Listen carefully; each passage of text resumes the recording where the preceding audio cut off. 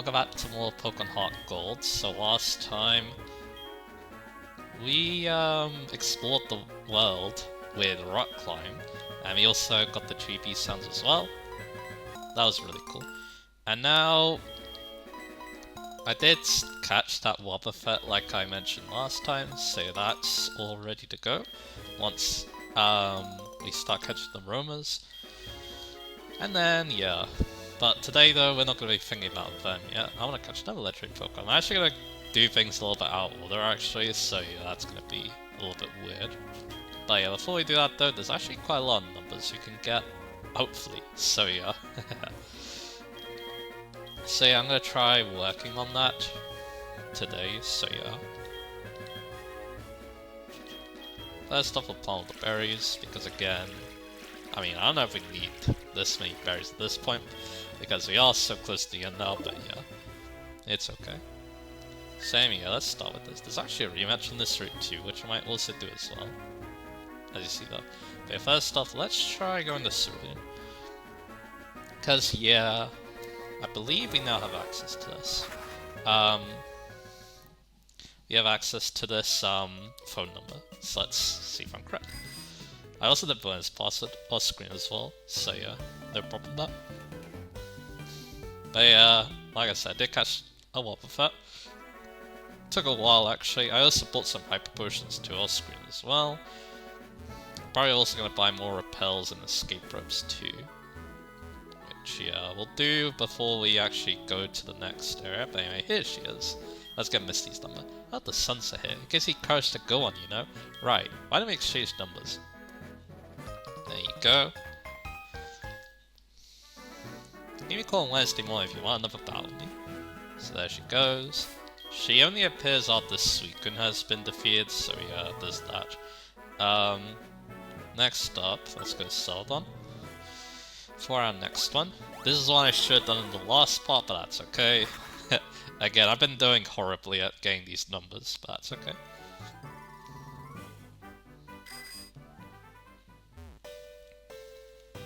Because down here, well, we look at that. Hi Justin, I heard Whitney from Golorocha said you were too plain and should look more fancy. Is that true? Yes. I'm thinking maybe I should participate in this contest in Snow to try and be more vibrant. How'd it go? I couldn't bring myself to go to the contest. Well, I see. Then why don't you try playing on something especially gorgeous? Ah yes, maybe I could bring myself to enter the contest. How about a fancy light blue outfit and cape over it? What? That's too embarrassing. I see, you think Claire from Blackthorn is a little embarrassing? I'm just taking notes. Oh no, Erica, that's not what I meant. Hi Ryan, would you like to exchange numbers? There you go. So there's Erica's number. Free Monday, Sunday morning, so there you go. And yeah, she was also talking to chat, and yeah, some of the gym leaders are talking to other gym leaders, which is pretty cool. Now let's go back to Victory Road. Because yeah, this is where we should be able to get our last number for today.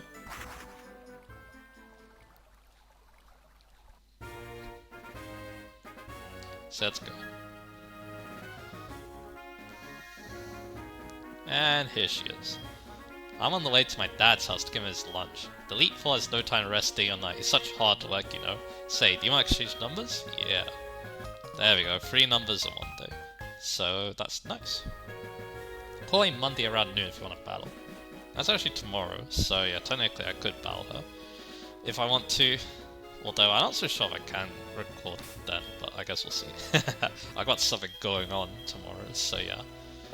Anyway, there's a rematch around here. I would like to do that rematch, and then we'll go off and catch another legendary Pokemon. Although it's not the one you think it is, because yeah, I was actually thinking of going after that one today, but I'm actually thinking it might be the next part. So yeah, let's go battle this one. I want to see how close we are to real story. And this guy's actually playing the Kanto battle music, huh? Because he didn't do that before, so that's interesting. It wasn't the game a little bit there. Well, I was realizing that, but anyway, let's go for that nice drill pad.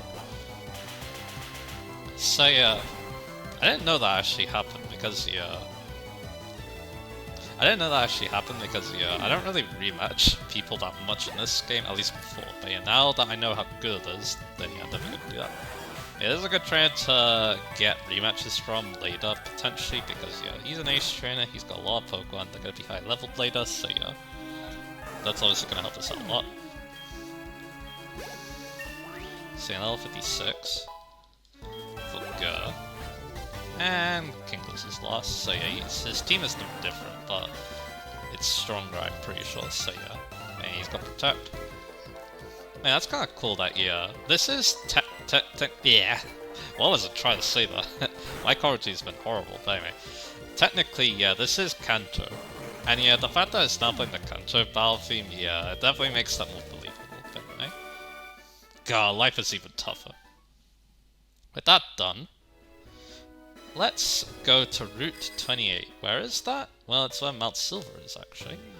But you've actually got a new Pokemon to talk about, too. This late? Yeah, unfortunately. But what you gotta say? This way leads to Mount Silver. You'll see scary strong Pokemon out there, but you should be alright. Just watch out for yourself. They're like level 50. But yeah, you do get this visit though. So anyway, like I said, I probably should have bought more repels, but that's okay. And escape routes. I think I only have one escape route left, but oh well. So where do we want to put Gur? Probably over here. So now, yeah, we got Chickpea out front. We have a new Pokemon to talk about. It appears in the night on this route. And yeah, I don't think it was in the Safari Zone either. I don't recall talking about it then. And that Pokemon, of course, is Sneasel, the Dark Ice type Pokemon. And yeah, by the way, there is a hidden item on this route, so yeah, we're gonna go search for that. I'm just looking at... Yeah, let's get Sneasel's info. Let's talk about Sneasel a little bit, because cool Pokemon, but it comes way too late to be useful, unfortunately. So yeah, Sneasel, of course, is a Dark Ice type Pokemon. That's a cool type.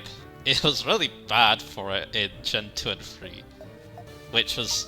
And yeah, it was a Gen 2 Pokemon, so that kind of was a little bit weird. I guess the hidden item's up there, so that's good to know. So Sneasel, Dark Ice type Pokemon, Inner Focus or Keen Eye are its abilities. Yeah, they're pretty standard abilities, so nothing to really talk about there. But it looks like, yeah, if we're gonna... Ooh, we need Cut too. So yeah, I'm gonna need to do that. Luckily though, we are about to get to a Pokemon Center, so that's fine. This is the Mount Silver area, and I believe you can also catch Sneasel here too, so yeah, that's no problem. Now I just need to go get Cut and get some items, so yeah. There's also a hidden item around here, I think, as well, so yeah, I'll go get that in a bit. And there's no one here, I guess that makes a lot of sense. But yeah, there's a Dark Ice, Inner Focus, or yeah, Dark Ice type, Inner Focus, Keen Eye. And yeah, there's that Wobbuffet, which I called Mariko, is a Golbat. The Golbat could be useful, so that's why I decided to get it. We need Cut, so it's gonna be Paris. Coming back. So anyway, and yeah, like I said, that Wobbuffet, yeah, Show Imperial slot's gonna be useful. So anyway, the thing about Sneasel is that it's alright, but its level up moves leave a lot to be desired. Basically, it's only got like Feint Attack and Ice Shot as really good moves.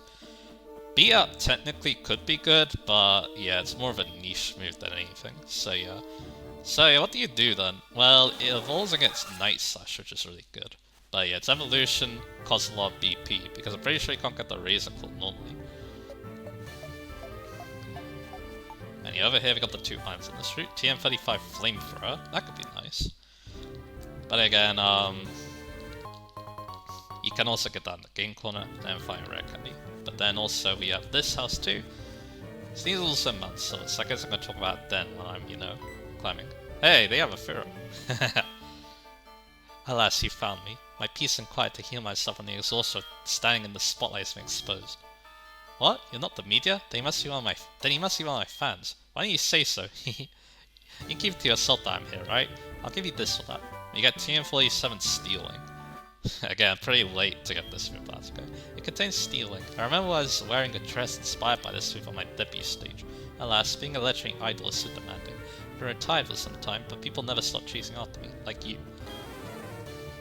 I'm pretty sure there was an NPC like that who also gave Stealing and Fire Red, so yeah, I think that's what they're trying to reference, but anyway. So yeah, the thing about Steel is, again, it gets Night Slash when it evolves. It does have some pretty good TMs too, like I think even Sneasel gets Brute Break, he also gets Air Lace, which is cool. He even gets Avalanche and X-Scissor. So those are cool moves. But then there's one problem, and that's Ice Punch. Ice Punch is a move that it probably really wants, but yeah, the main problem is that Ice Punch is either a Mewtwo move, which also costs a lot of BP, or it's an egg move, which I mean at this point, you could probably just breed it and then just grind it up with the XP share. But yeah, again, it's kind of sad. Low-Kick is also a good Mewtwo move as well. So there's that. And yeah, cause egg moves, like I said, Ice Punch is there, but I can also get Fake Out through this method too. Even Counter, even Pursuit. Pursuit's good in competitive. There's some pretty good moves there, even Reflect. And then find the stats. Even Sneasel has really good stats. Over here also, by the way, is the Reaper Cloth. That's actually for Dusk Balls into Dust Knot, which is a very strange evolution. Dust Knot's good, but Dusk Cloth is actually better in the next generation because it's Eviolite. At least at tanking. If you want to, like, taking hits, if you want to tank, the Dust Knot's probably better. But anyway, yeah, like 95 attack, 115 speed, that's really good on Sneasel, and it gets better when it evolves. I would actually say that Weavile, if you're able to get it somehow, it's probably one of the best Pokemon to have for the Champion rematch. But outside of that though, it doesn't really do too much. I mean, it is also good in Elite Four too, because it's good against Will. But yeah, again though, this late, it's kind of sad. At least there's Platinum, where yeah, Ice Punch is easy to get, its evolution's easier to get. It's still kind of late, but yeah, Sneasel stats are good, so it doesn't really matter that its evolution takes like a little while.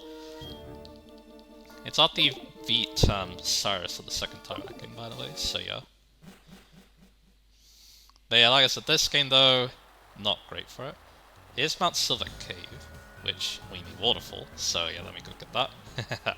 Good thing I still have Waterfall. I was like, where do we need to use Waterfall again? And then apparently it's there. But we still need Rock Climb, so yeah. Let's go get Golduck. Probably instead of Chickpea, because Chickpea's not going to do much in our next battle, so yeah. But I just need to remember that, yeah, Chickpea is, you know, supposed to be at the front.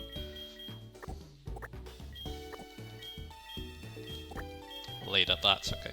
Hopefully I'll remember that. But yeah, I believe after that we should be good patrons. But anyway, like I said, there's a legendary Pokemon waiting for us in Mount Silver, so that's why I'm, you know, interested in that. Oh yeah, there's also Hidden Item here, so let me go get that in this area. So I'm also gonna go get that, and then yeah, we'll start exploring Mount Silver a little bit. We're not gonna do much, because yeah, I think most of my time exploring Mount Silver is gonna be when we actually take on the Super Boss. That's where he's waiting, so yeah. And a Hidden Item is over here. It's a Floristol, very nice. Then Mount Silver, it used to be where you catch Larvitar and Mischievous, but because of the Safari Zone, you don't have to worry about that. You even get it in the main game, which is good. Too bad you can't do it up to Sneasel, I'm pretty sure, because yeah, I didn't see Sneasel in the Safari Zone. At least I don't recall that. And yeah, like I said, it's pretty late to add a Pokemon to your squad. There are other cool Pokemon, like Steelix as well, but that's really it. I guess the Pokemon are also really high level. They're basically like discerning cave encounters in terms of level. Like, yeah, they approach the level 50 range. So anyway, now the problem is, I don't remember where the legendary Pokemon is exactly, so yeah. So that's a little bit of a bummer. Also, yeah, another thing about going out to this legendary Pokemon, because it's in a cave, I don't have to worry about changing that time. Yeah, that's an item. Maybe I'll get that later. But yeah, I wonder if it is a waterfall. I know it's in the first floor section of this place, so yeah. I'm gonna assume then it might be over here. But yeah, I don't know why I skipped that now. Again, maybe I'll just explore Mount Silver later, but I guess we'll see. Now, yeah, another thing about Waterfall. If it is required to get through this place, that's not a problem. It will mean I can't go Perish-Song with Nessa, but that's okay. Again, though, I'm pretty sure these Waterfalls lead to it, but again, it's been like forever since I've been about Silver, so yeah. So I'm gonna hope this is where it is. And yeah, I was correct. So yeah, there it is. Like I said, we're going a little bit out of order here, which is kind of funny, but yeah. And yeah, like I said, I probably should have gone that. Maybe I'll get it when we, you know, backtrack through here, so yeah. Or, you know, get out of it, basically, is what I'm trying to say. But anyway, Young is out front, which is convenient because we're going to be using Young in the spell, and yeah, we're going to be saving. Because, yeah, this bird has found another place to roost, so yeah.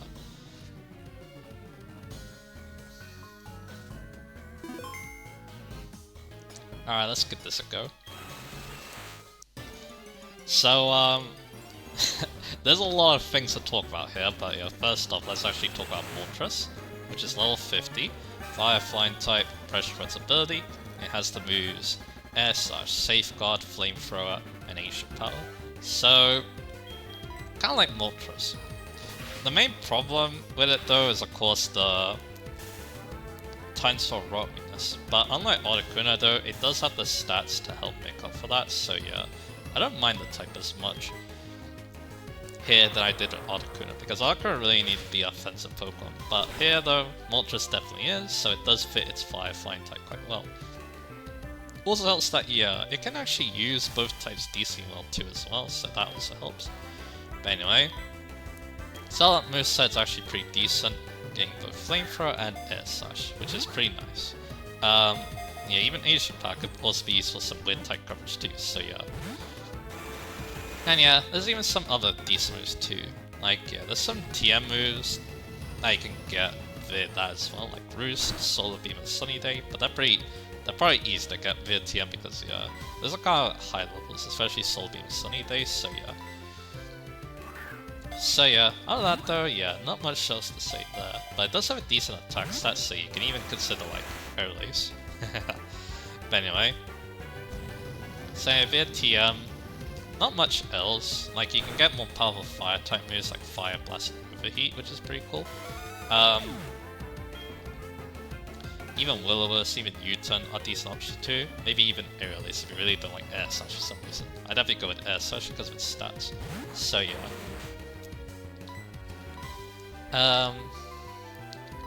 Now look at the Mewtwo moves. There isn't much there either. Like, again, it's just weird type coverage like on this Wind. I also learned Heat Wave level up. They already mentioned that, but yeah. Also, of course that would happen. Like, of course. Oh, dear me. Same Moltres, yeah. With the Flame Poker. The Century Poker scatters embers at every flap of its wings. It is a thrilling sight to behold. So here's what happened. I tried to catch Moltres a little bit ago. It would not go into the balls at all. Like, yeah, it was horrible. And yeah, I started like I started to also talk about nonsense too. I was talking about the topics too. Like, I can't even remember what the Devil Survivor series was called. That's how terrible it got. So yeah, that's why I decided to record it. So I made it nighttime.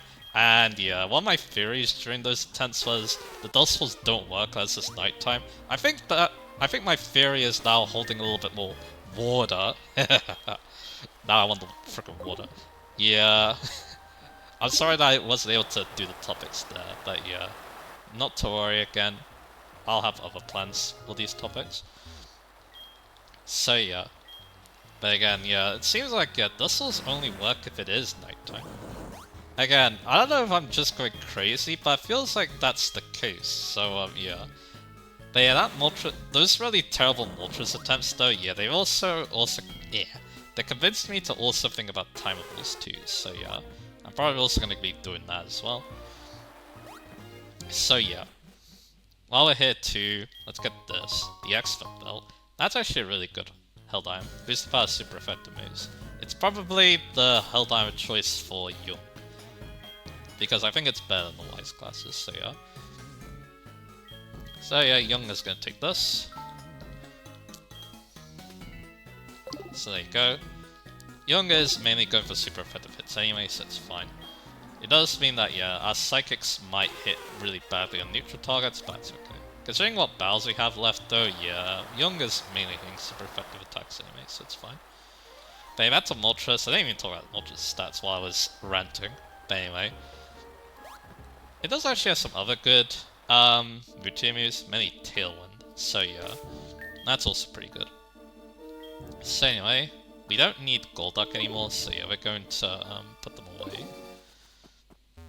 Because yeah, because that didn't take too long, and yeah, that didn't take too long. So you know what, I'm gonna go catch another legendary Pokemon because I'm really upset over how badly the first time with Moltres went, so yeah. I want to get my revenge on the other bird now, so yeah. So let's do that, and we'll also heal up here too. Anyway, yeah. Tailwind is also, yeah, like I said, yeah, I was trying to say that. Tailwind's pretty good on Moltres too, mainly for Dolbats. It also gets Heat Wave 2 level as well. Anyway, stat-wise though, Moltres is actually really good. 125 special attack is its main claim to fame. Even 100 attack too, but yeah, the special attack's where it's at. In the sun, it's one of the most devastating sun Pokemon, because yeah, it's got a pretty decent move pool for it thanks to Sunny Day Solar Beam. It's got that nice special attack stat, and it's also got really good stats elsewhere. Like 90 speed, alright bulk at 90 HP, 90 defense and 85 special defense. Yeah, it's really solid. I like Moltres quite a bit.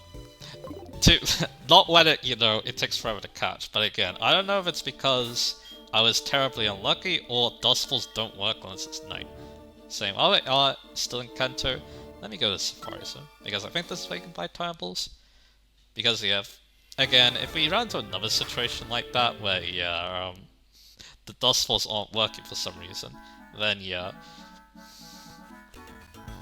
these Time Balls will come in handy, so yeah. And you got Time Balls.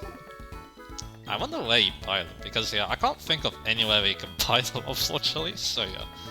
I have another place they could be bought, and that's Mahogany, so we'll go there. So this might be a decently long part, especially if Zapdos takes a while to catch, because yeah, spoiler alert, we're going to catch Zapdos. So yeah, this is not where I want to be, because I think I wonder if it is the souvenir house where you can buy Time Balls, because there has to be a place to buy Time Balls. And yeah, if there's one place that comes to mind, it might be this one. So let's see. And the answer is no. So yeah, with all our Time Balls, unless I mean yeah, we have Dusk Balls anyway, and it's night time, so they should work, hopefully, so yeah. I'm not gonna worry about it too much. But anyway, now because I'm really angry, because again, Dusk Balls weren't doing as they're advertised, and my last two attempts trying to catch Moltres, let's go catch the other bird to hopefully make me feel happy about this.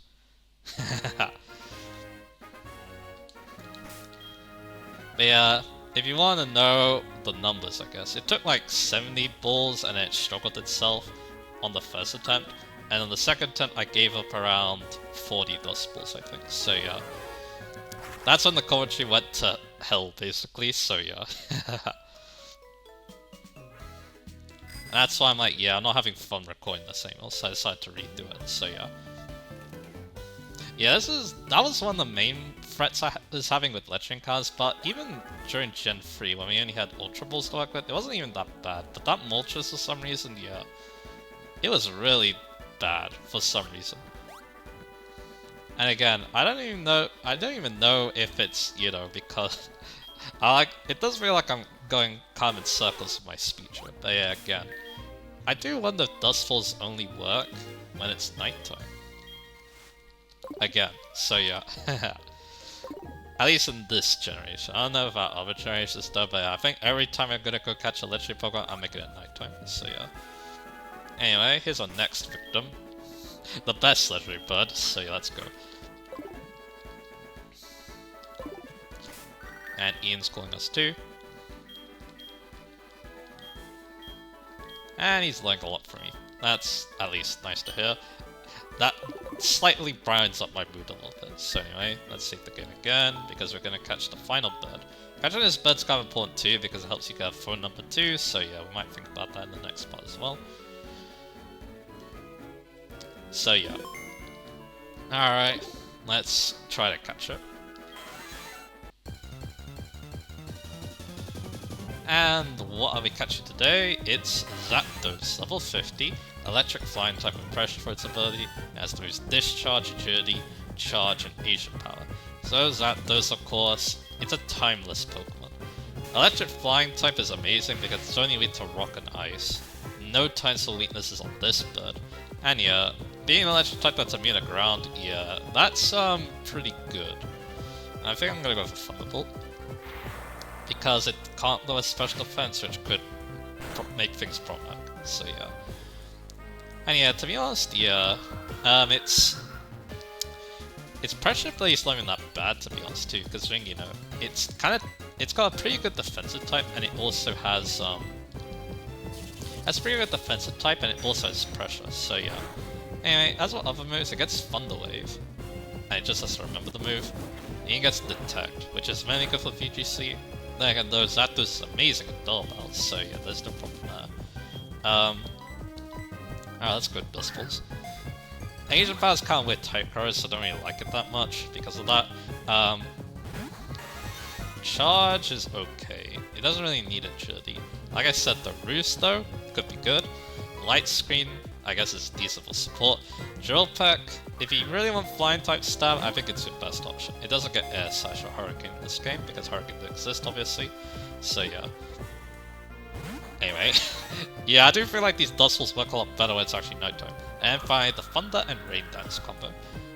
Even its Stein Discharge is good. I mentioned this a little bit ago, the Disc-Quake combo is something that Zapdos is able to use, thanks to its Flying type. And you can Discharge with a Ground type too, so yeah, you got some powerful Discharges and Earthquakes to throw if your opponent in the Dull Balls, so yeah. Anyway, for TMs, it doesn't get much actually. It's mainly electric type moves, so yeah. And Stealing, and Charge Beam, and U-Turn. U-Turn's actually kind of nice for Zapdos, so yeah. It's, yeah, again, it's mostly... It's kind of underwhelming TM-wise, but move to the list does make up for it, because it gets Heat Wave. That's amazing, to be honest. Allowing it to smack Steel-type Pokemon. And even, like, it kind of makes up for the not having the good flying stuff, too.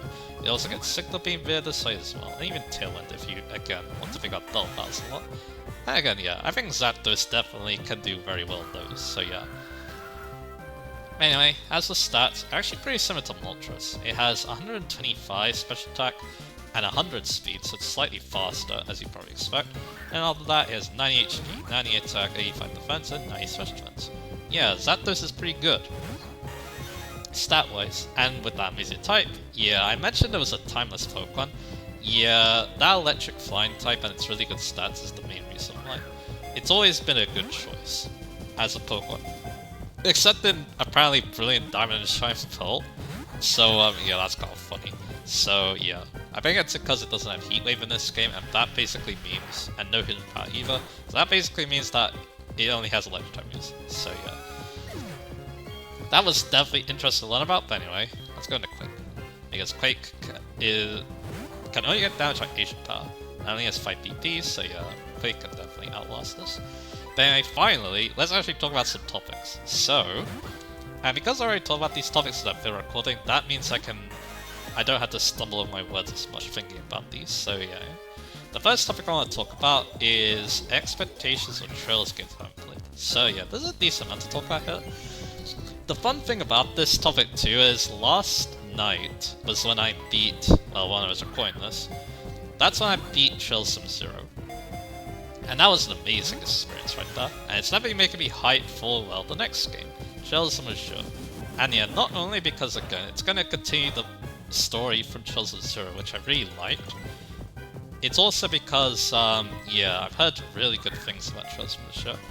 I'm not so sure what side, though.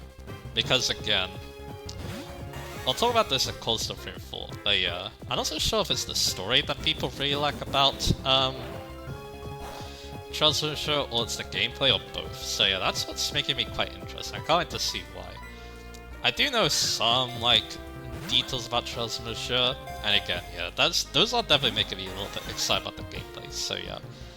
And yeah, I can't wait to see what characters are going to be playable too. It's going to be a fun time. And yeah, I'll definitely think about getting it at some point. We'll see. I kinda liking this getting a chills game per year kind of thing I've been doing recently, so yeah, I might do that, so yeah.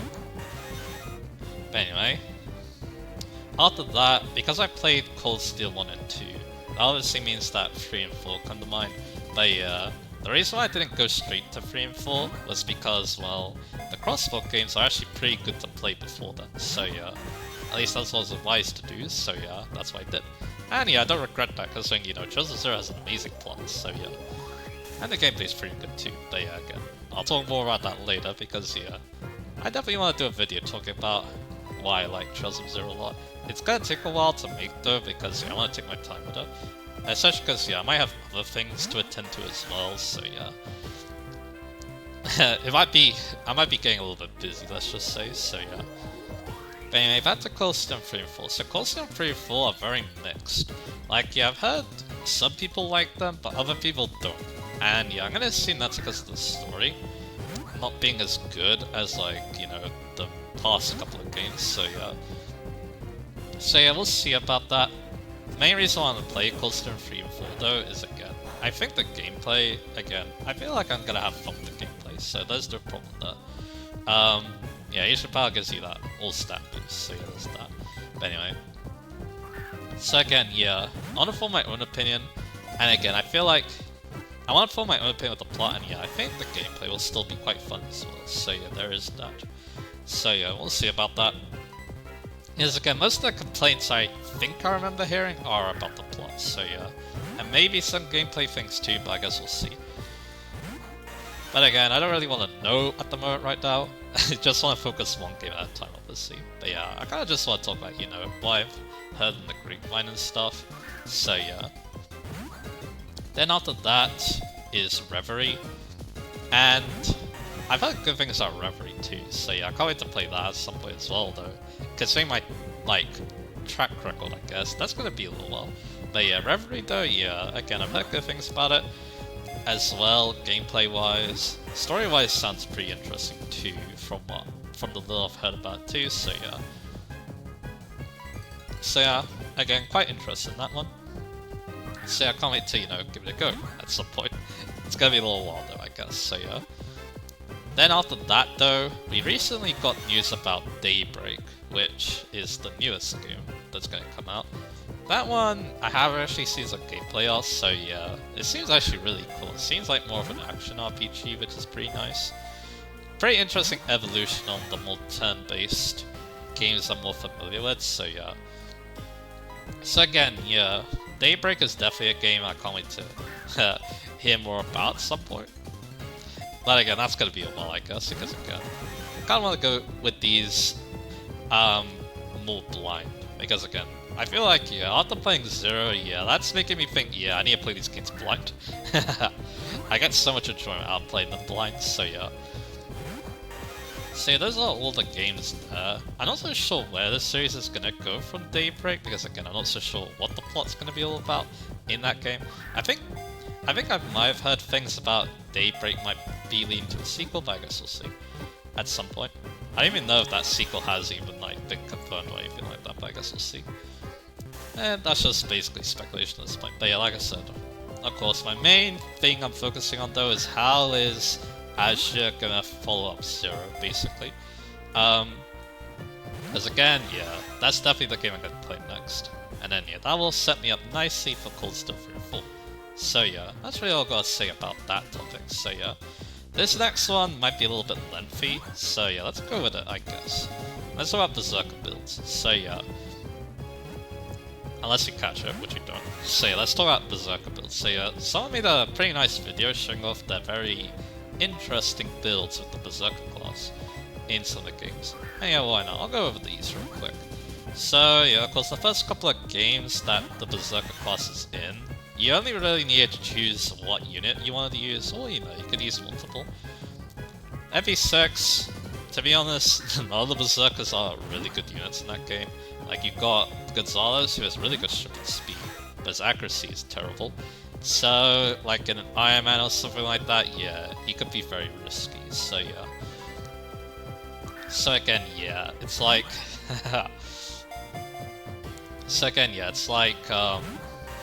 I wasn't sure if I could consider him a good unit. He is fun at least, so there's that. Then Geese is the really well balanced one, so he kind of feels a little bit underwhelmed to use. And then finally there's Garrett, who's also pretty average too. But if you do send to Ilya, he'll do kind of alright. But yeah, again, it does feel like axes aren't very good in FE6, so because of that, Berserkers don't really feel that great either. I don't know who would be considered the best axe in the game. Probably Percival.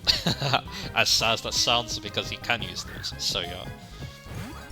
Then FE7, axes are way better because hand axe is actually being really good. And we also have a really good pre-pro Berserker in Hawkeye. Really good HP, pretty good defense after that. He's a really good tank. And yeah, one of the better pre-pros in the game too. I mean, then again though, FE7's a game where pre-pros are pretty overpowered, so yeah. There is that, so yeah. But then there's also Dart, who I really like. Most people don't because he needs the Ocean Seal to promote, and that costs a ton of money, so yeah. That kind of means that if you do use Dart, you're basically, if you are using Dart, you're basically, you're kind of throwing away a lot of money. That doesn't really bother me too much. I even use it with Fariner, you need to pay to recruit as well, so yeah. Again, it is a problem, and yeah, it does mean that, yeah, Dart is not a good choice in like a more serious playthrough, like a ranked run maybe. But still though, I kind of like him. Is again, he has this really good offensive growth rate, so yeah, that's kind of what I look for when it comes to Berserker. Then after that we have FE8, which has Ross and Dozler. Dozler is alright as a pre-promoter, he's no Hawkeye though. So yeah, and compared to like a trained Garrick or something like that, he's not that amazing to be honest. Or even Garcia, to be honest. Garcia is probably better than Dozler too. But yeah. What? I guess what else could we say there? Again, I think he's just alright. You can use him, he'll do okay, but yeah, that's really all there is to say about Dozler, so yeah. Of course, I didn't talk about Ross though. Ross is kind of an interesting case because I think he's alright, but his speed growth does leave a lot to be desired. Because I have seen a ton of Rosses not gaining their speed. So yeah, it's kind of feels like, you know, yeah, not the best unit to use sometimes because of that, but he does have some niches with his power promotion, but of course, you can also go Hero with him and Garcia. Those give him the nice speed boost and also the sword rank too, so yeah, there is that to think about as well. I think Garcia's pretty good as a hero as well, but yeah, if we're talking heroes though, Garrick has probably got it because yeah, he can go hero, use axes that way. He's probably the best axe in the game to be honest. At least one of the best. Hard to say. But anyway, he can be early promoted too. I guess that's also another thing he's got from him as well. But we can actually talk about some builds now with FE9. Because Largo can use some of the skill manuals in that game to make a build. And the main one is Wrath Vantage. You're going to be hearing me say Wrath Vantage a lot when it comes to Berserker builds. Because Wrath does give a really big crit boost. I forget what it is in Path of Radiance, but I think it is significant, so yeah. And I think it even works on both ways too. But yeah, the idea is you give Largo the Wrath Advantage scrolls, and then yeah, you go to town. Maybe give him a Forged Hand Axe or something like that. And of course the Killer Axe for run range combat. And we almost caught it. That this here is actually taking a while, so yeah, maybe I was just getting unlucky with Moltres that while ago, but anyway. That's okay.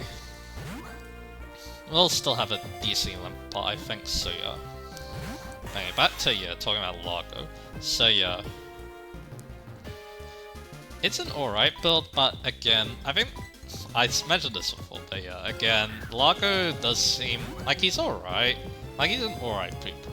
But yeah, the main problem is, again, accuracy could be a problem, but he does have supports on his side. Those aren't too hard to raise in Path of Radiance, you just deploy the same units together, so there's no problem there. So yeah. It's just that, yeah, again, the best way to play Path of Radiance is just use all the mounts, so yeah. you just spam your mad units, and some of them even axioms too, the Wyvern ones, so yeah. You can have fun with the Wrath Vantage. I've seen some like fun stuff with that, but yeah, again, it's not like amazing or anything like that. It's more of a fun thing if you really like Largo, which I kinda do. He is a Berserker after all, so yeah. There is that. Anyway, after that though, you have FE10, which doesn't have the class. It has the Reaver class instead, which can't replace it. It's the new promotion for Warrior. It's it has a crit bonus, so it kind of is like Berserker, but not really. The main thing that I remember about the class is when I used Nolan and Zeeheart together my first playthrough. They both have Earth Affinity, so yeah, they were like dodge tanking together, which is really fun in part 3, so yeah. And yeah, Nolan was a pretty good axe unit. But yeah, again, not really, you know, what I call Berserkers, so yeah. Then after FE11 and 12, FE11's kind of whatever when it comes to Berserkers, like you can use them, they're alright. And yeah, you got reclassing too, so you can make more units into Berserkers, but yeah, it's kind of like there as a class. Not like too incredible growth, not too incredible stack cuts, I believe too. But then FE12 happened, and then FE12 made Berserkers extremely good. Like, yeah, their stat caps are better, I'm pretty sure their growths are better too, so they just feel a lot nicer to use in, they feel a lot nicer to use in FE12 as a result. Again, I can't like put my finger on why exactly, but yeah, again, they just feel much better. Again, it might also be because FE12 on the lower difficulties is easier than Shadow Dragon 2, that could also be a part of it, but yeah, again, it just feels like more of a solid class, and more of a class you want to put more people into, I feel like. It kind of also helps that, yeah, the Berserker Rohan story happened in FE12 as well. I actually used to be a mage, but the problem with mage in FE12 is that, yeah, Chris is not good at the class. He's very slow, and he's also kind of frail too, so yeah, he's not made for it. But something like Fighter though, he's definitely made for that, so yeah, he does a lot better as a Berserker as a result. So yeah, I really like, and then yeah, that's how Berserker was born. So yeah, I got a lot of trouble using Berserker. I even showed that off in the FE12 playthrough as well, so yeah, there's that as well. Other than that, we can talk about Awakening. So in Awakening, there's some pretty good Berserker builds, but yeah, we're mainly going to be focusing on the enemy phase though, because Awakening is enemy phase the game, so yeah. And yeah, of course again.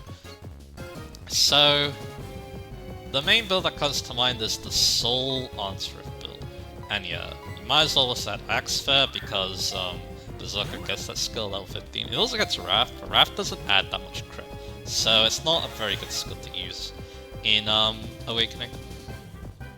So yeah. There is that. So yeah. So yeah, back to yeah, talking about that. So yeah, again, the idea behind this build is very simple. You get a lot of luck. You can also use the Limit Breaker skill, which is a DLC skill. That raises your stat caps. If that puts your luck over 50, then yeah, your weapons never break because of Answereth. So yeah, you can use the best 1-2 range hand or 1-2 range axe in the game, which is the Hellsloth. And that's why the Hellsloth became my favorite weapon, because yeah, that Berserker build is probably my favorite. It kind of destroyed the game once it got running, so yeah, that was pretty fun. So then yeah, I was just soloing everything with my trusty Hellsloth. So yeah, so that was really fun. But anyway, yeah, you also have Soul. With Soul, you basically can't die, especially with Limit Breaker too, because that also raises the chance you'll get the Soul proc.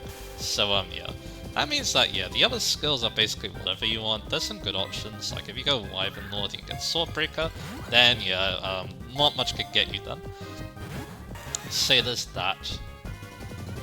And yeah, you can't really get Gale Force though, because unless it's a charge unit. So yeah. You could also get that, because that basically just gives you a pretty free player phase as well, but yeah. Once again though, you don't need to... Gale Force is a nice skill, but again, it's not something you always need. Because if the unit basically doesn't die, because they have soul and stuff, then yeah, you don't really need Gale Force at that point. So yeah. So there's that. What else is... yeah, what else is there to say about that build? Again, that's basically what you're trying to achieve in Awakening. Basically make the monster enemy phase build. You can even try Vantage, but I think Vantage is better if you're like a sorcerer. You can use like Nosferatu and Vengeance together, it's kind of fun. But anyway. Yeah, again, I don't think it's as good as using a tome though, because again, it requires a bit more setup, I think. Because, yeah, no Sprouters are just buyable, so you don't even need Ansrift, potentially, so yeah. But still though, kind of a fun build. And again, probably my favorite too, because again, I kind of like Emmy Phase. Emmy Phase is fun, sometimes, so yeah. But anyway, after that though, we have Fates. The main Berserker build that comes to mind is Vantage and Life and Death. Kind of like Vantage and Wrath, but you're not going for crits, you go for one-shots. Luckily though, getting Vantage and Life and Death is not too bad because they're in the same class, which is Samurai. Then you can go Master of Arms and you can get your Life and Death. And yeah, this is a good build for a Berserker. Berserkers have really good strength caps, so yeah. Even with a dinky hand axe, you'll get enough damage, so yeah. Especially if you fill out the rest of the skills with other boosting skills. Axe Fair, obviously, even Trample, even Elbow Room, stuff like that. You can even like add a hit boosting skill like Heart Seeker and Piece of Like 2 if you don't need more damage, so that's also nice too. And yeah, someone like Camilla really excels because yeah, if she was to marry Corrin and get Samurai for the advantage of Life and Death, yeah, she can make the build work. Because yeah, she can get Berserker from Baruka, and then yeah, even Heartseeker from Sorcerer too. Or Dark Mage, should be saying. He wants to go Dark Knight to do that. I think I did that in the Conquest playthrough, so yeah. But yeah, that's the main build. Other than that, Berserkers are mainly used for backpacks, because plus 5 strength and plus 3 speed is what they give, so yeah.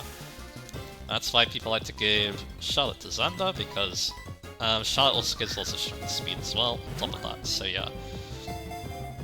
But yeah, like, I wasn't sure what else you could do, because yeah, other than that, it's just... Like, yeah, they can also, like, do other things too, but yeah, they're not what I call, like, a really good general class. I don't know, like, they don't have the move, like a mounted unit, they don't have reliable 1 to 2 range, so yeah, I kind of feel like, yeah, I do have 1 to 2 range, but yeah, you can't follow up with a hand axe, so yeah, that kind of limits what you can do with it, so yeah. AK the Vantage Life and Death build, so yeah. Yeah, running out of Pokeballs here, so yeah. I'm gonna hope I have some Great Balls, because at least those get a boost. But yeah, maybe my crack theory about the Dusk Balls not working was a lie. I hope. I mean, I don't know. But yeah, because of that horrible experience I got from Moltres though, yeah, I'm definitely gonna think about, I'm definitely gonna make it nighttime every time I catch any legendary Pokemon, so yeah. So anyway. And yeah, after this too, yeah. I don't think we need to restock on Dusk Balls right after this, but yeah, I'll think about it.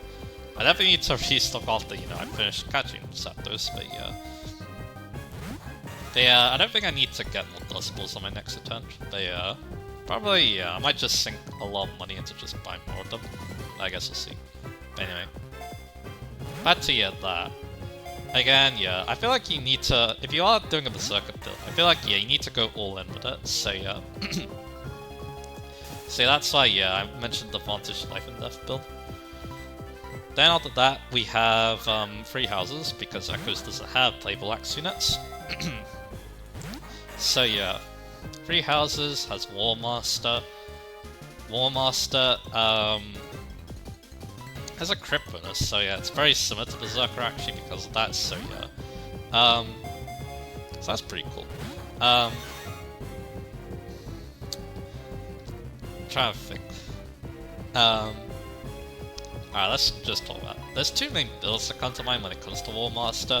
The player phase build and the enemy phase build. The player phase build likes to use Death Blow and Defiant Strength, and you just beat things up with your gauntlets. It's not a bad build, but I feel like Grappler's also really good at it because it gets Triple Iron Fist, so yeah. And then yeah, after that you can basically give whatever you want of those 2 skills. I mean yeah, the main ones are of course Fist Prowess and Hit plus 20. Not that you can basically do whatever you want. Pretty good build, especially if you have a high strength stat, which yeah, most units that are good with gauntlets do, so yeah. No problem there.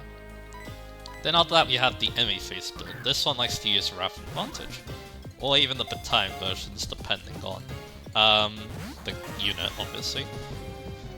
And yeah, it's not too bad to get those skills because yeah, Vantage is on Mercenary, which is a decently easy class to get, and then Wrath though is a bit harder, you need Warrior, but if you are aiming for War Master, then yeah, we're down to the scraps basically.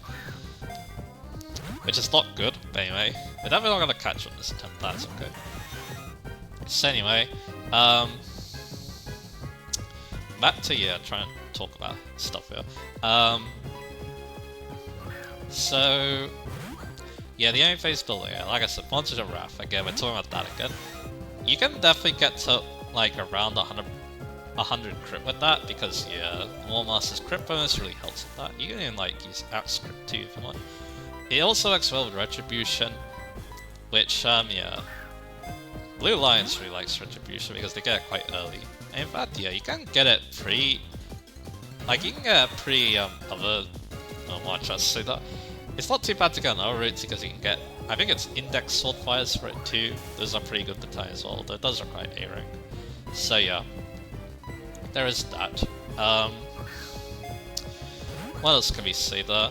Again, have the Prowess skill, most likely Axe Prowess because you want to use the Killer Axe with Vantage Wrath, so yeah. And then yeah, hit plus 20 and you're pretty good. Even Dimitri likes War Master sometimes because the crit bonus means that yeah, it could be easier to get to 100 crit with Dimitri's Battalion Wrath Vantage build because yeah, again, he is going for critical hits with that as well. Of course, crit boosting Battalions are amazing too, so yeah, that's also good to remember as well. That any phase build is pretty good use for War Master. But yeah, I can't, you know, I don't mind just punching things in the face with gauntlets and stuff. Both are pretty fun builds, I feel like. And then finally there's Engage. Engage, I think the best way to use a Berserker because yeah, the problem with Berserker is outclassed by Warrior because Warrior has bows and generally bad stats. Especially in like speed and stuff, so yeah. The thing about Berserkers is they have high HP and like really bad defense, so Ike comes to mind. Because his Goose Friend actually reduces a lot of damage if you have that kind of stat line, so yeah. So yeah, there's that. Yeah, I'm throwing freaking Pokeballs at this rate, so yeah. So anyway. And okay. As soon as I started cursing about the Pokeballs, they catch it. Okay then. And we don't have much of the topic too, so yeah, that went a lot better than I thought it would. So here's Zapdos, the electric Pokemon. This legendary bird Pokemon causes savage thunderstorms by flapping its glittering wings. So yeah, is the Dusk Ball thing true or not? Let me know in the comments. And that parry's killing us. And he also has the balance, alright. I think I won't worry about that until later, so yeah. Alright, with that done though, oh boy, the Bromas are next. Oh god. What am I gonna do about those? I might catch even more Pokemon to prepare for it, but I guess we'll see. But yeah, this is gonna be a very long part. But back to finishing Engage off, so yeah. Oh yeah, of course, I need to stock them Pokeballs too. Let me do that. I'm also gonna get some Ultra Balls too, just in case. Again, I don't even know where the Tire Balls are. They're probably somewhere very obvious. I'm gonna look like an idiot, so yeah, there's also that. I'll buy 50 of them because my money is really good, and I'll buy like 100 Dusk Balls, probably. Because again, we also have a lot of money in the bank too. I could also rematch trainers, which I'm gonna be doing soon anyway, so yeah. So yeah, back to yeah, talking about Engage and Berserkers. Like I said, the main build that comes to mind is Ike, because I used Ike with both a Berserker Banette and a Leer, so yeah. And yeah, both work really well. Banette especially because she has the personal skills, so yeah. Wrath Vantage becomes very natural for her. And yeah, Berserkers can be used, but again, Warriors can also be used for a lot of those builds too, so yeah. They're not really unique to Berserker, but yeah, they could be used. I don't know why I'm going to Swarzo because yeah, I could also go to just a lot of the Pokemon centers in Kanto, but that's okay. Pokemon, but anyway. And call Legendary Pokemon a Pokeball, that's something I didn't think we'd do now, so yeah. Alright. Gimme all give me all your stock. How about 51? There we go. That should be enough. I hope. Damn, yeah. Like, yeah, again, Panette, again, really good with Ike. Can go for the Vantage Rush strats. You can get 100 crits, sometimes 2, thanks to a nicely forged Killer Axe. I even like using the Tomahawk with that build too, if you get the Linen Graves, so yeah. And yeah, just give Panette Vantage once you get Leaf back, and then yeah, you're good to go. And then yeah, you can even do the funny 1 level 9 Leaf build, where you can use his Vantage, you don't have the Master Lance to worry about, so yeah, it's a pretty good build.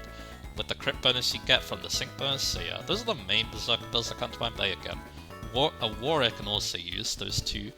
Can also use those as well, so yeah, it's like, yeah, not that great, especially because, yeah, Smash Plus doesn't compare to Merciless, so yeah, again, yeah, Berserkers have some good class skills sometimes, like, yeah, Rally Strength is pretty good in Fates, Wrath wasn't that great in, Awakening, but yeah, they always get Axe Fair basically, so yeah, that's obviously an amazing skill, so yeah. But hey, oh boy, I'm tired now because I've been recording for way too long now, so yeah, because that frickin' Moltres. First time, so yeah. Luckily though, we've got some of the topics out of the way, so that's cool, so yeah. Next time on Talk on HeartGold though, oh boy, the rumors. At least some of the rumors. Maybe all of them, we'll see. That's how lucky I get with them, so yeah. Look forward to that, and I'll see you guys again for that.